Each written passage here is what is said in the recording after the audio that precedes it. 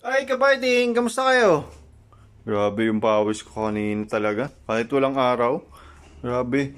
Talagang tagaktak eh. Hindi lang kasi mapapansin kasi nakaitim ako kanina eh. Diba? Pero ngayon, maaraw na naman. Yun yun. Diba? Kaya, laking tulong talaga ng araw. Pagka ano. Pero hindi ako sinamahan kanina eh. Pero kahit ganun, at least pinagpawisan pa rin tayo sa walking exercise natin, di ba? Oo nga pala, yung mga comments nyo doon, di ko pa nakikita. Hindi pa ako nakakapagbukas ulit ng FB.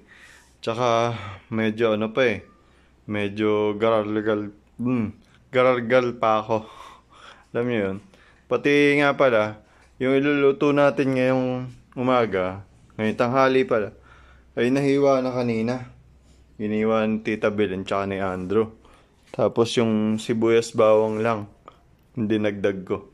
So, paano? Samahan niyo ako sa cooking serye na ating gagawin. Niluluto natin ay ginisang ampalaya at saka pritong isda. So, paano? Mamaya ulit.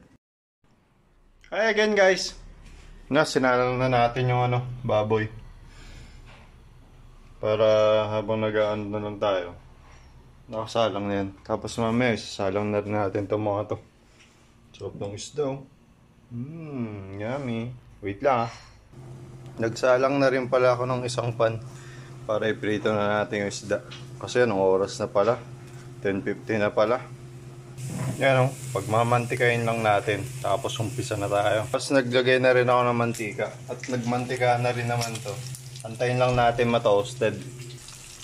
Nahalang ko na yung isda. Tapos ito, malapit na to. Mag-umpisa na tayo mag-gisa.